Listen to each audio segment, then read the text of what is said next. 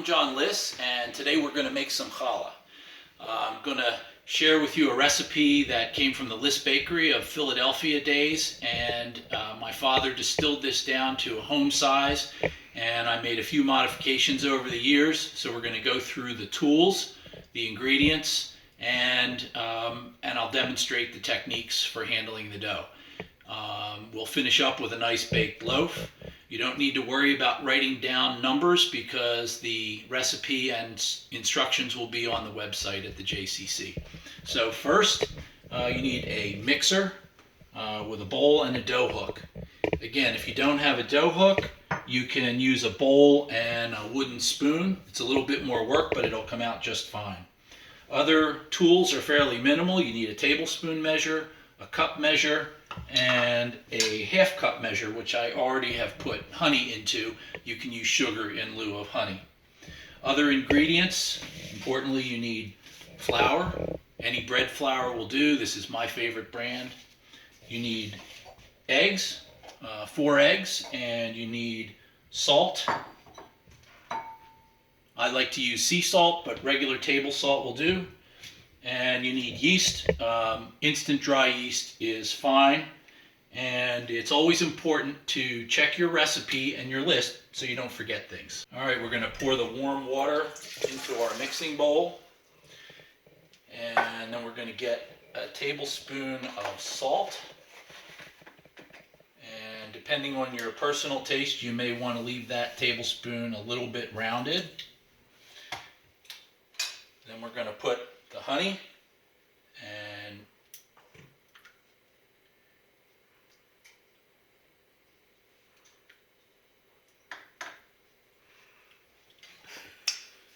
then we'll put the yeast.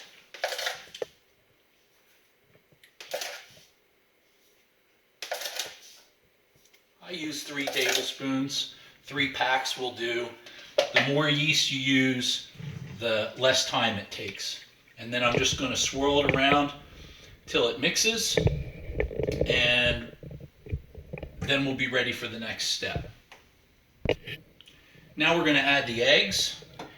It's a good idea to do them one at a time into a glass dish or a measuring cup so that you can make sure there isn't a blood spot. Okay. All right, I've added the remaining eggs, and now I'm going to add the flour. And we add 6 cups of flour straight away.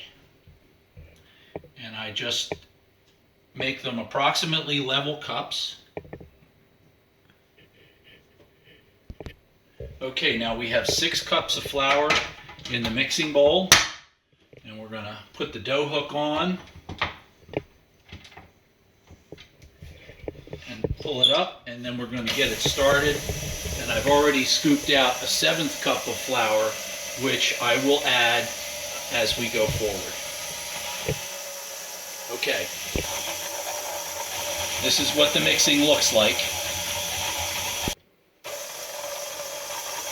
So the dough is still a little sticky, and I'm going to gradually add from this 7th cup and continue to watch how the dough behaves. Okay? A bit more flour.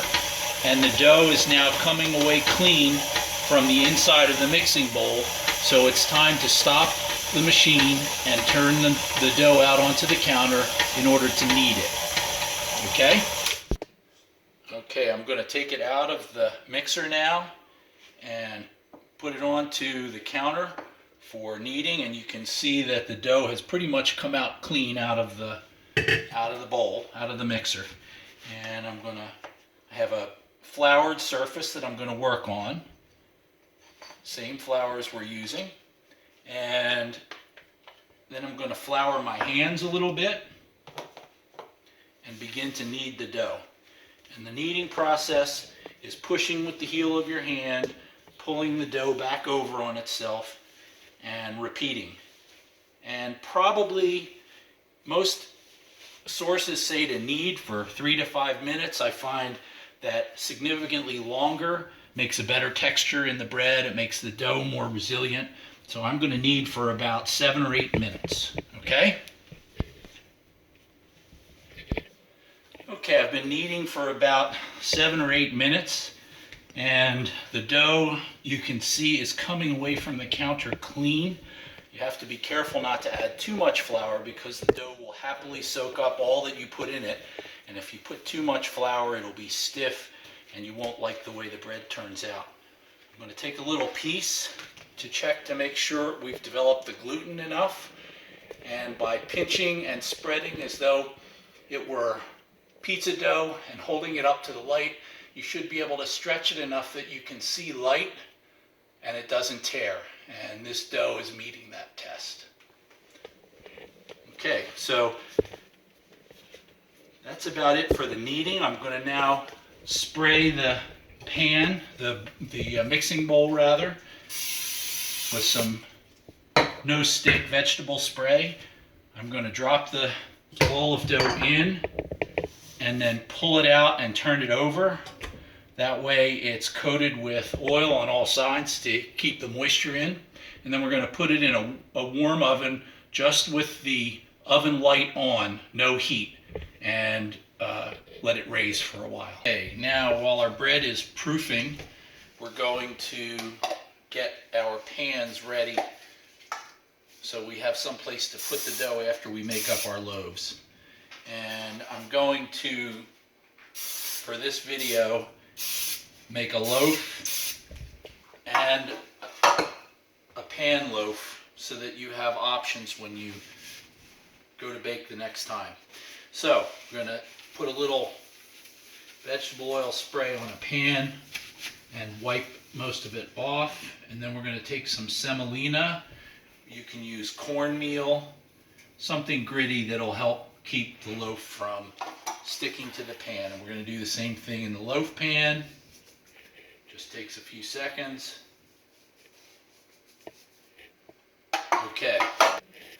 Now I've retrieved the rising bread from the warm oven, and I'm going to cover my finger with flour and stick it into the dough, and you see that the hole that I made remains there, and that tells you that the dough is proofed. Plus you can see that it's visibly twice the size that it was. Okay.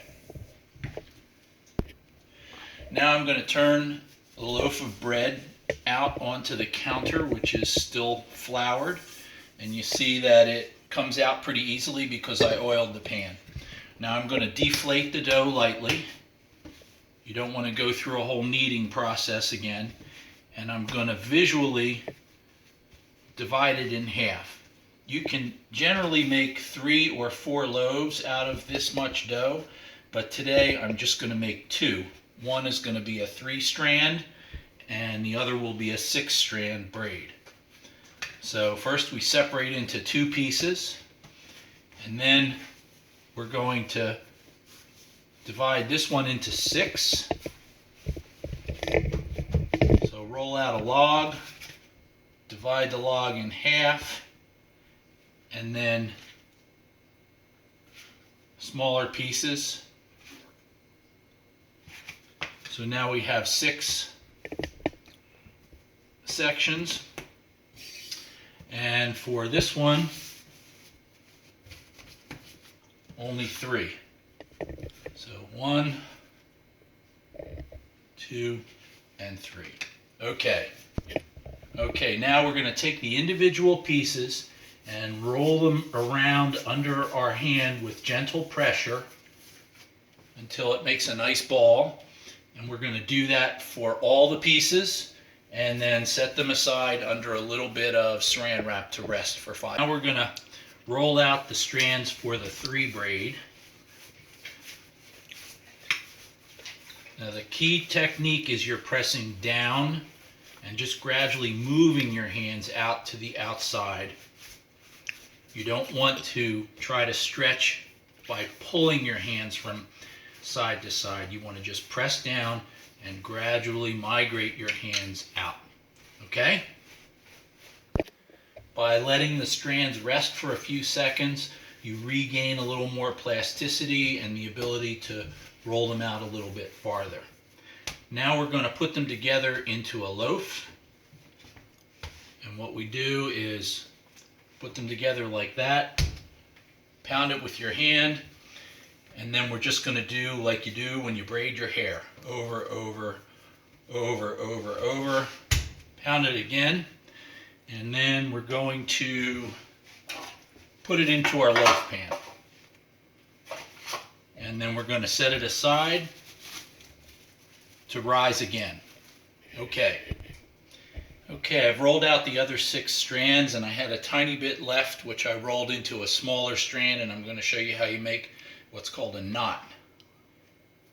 So you go around and make a loop, and you push one end up through and the other end down, and you get a cute little roll, and we'll set that on the tray to bake. Okay, here we go with a 6-stranded braid. We're going to put all these together just like we did with the 3-strand, and then seal them together with the heel of your hand, and then we're going to go across, over, and then the top one comes down in between.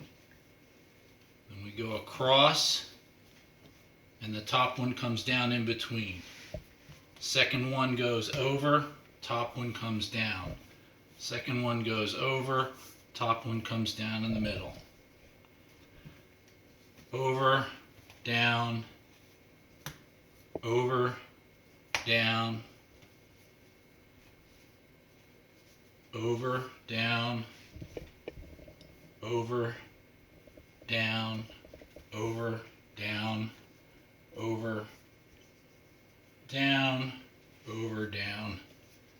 Put them together, tuck the little end under, and that's it. And you set it on your pan to rise, second time. These are mostly risen, so we're going to take them out of the oven and paint them. You can see it's gotten quite a bit larger. And here's the pan loaf. Now you want to handle them gently at this point because they're very tender and they will deflate. I've beaten some egg to wash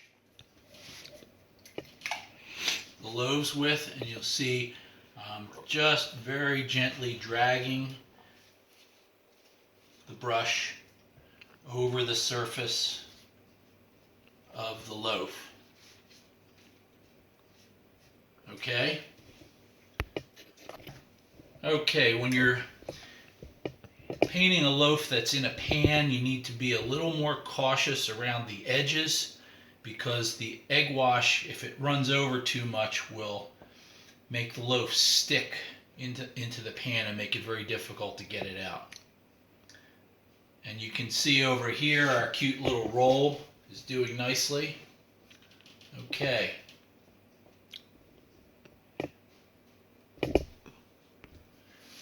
If you like to have seeds on your bread, now's the time while the loaves are sticky from the egg wash. And I'm just going to do the roll today. Okay. Now we're going to set the oven to bake at 375. And wait for the loaves to rise the last little bit while the oven is preheating. And then we'll pop them in, okay? Okay, the bread's risen, the oven is at temperature. So I'm going to put the loaf in and the loaf pan in, and we're going to bake it until it looks done, which is usually around 20 to 30 minutes. We'll judge by the color of the loaf. Okay? The loaves look done. It's a shame you can't be here to smell how good it smells, but there's our free-form loaf, and then here's the pan loaf. And we're going to take them off the pans. You'll see how easily they come off with the technique we use. And we'll just put it on a cooling rack. Here's our cute little roll. And we'll have to see what happens with the pan loaf and see if it stuck a little bit. Sometimes it does. Nope, we're lucky today. And there we go.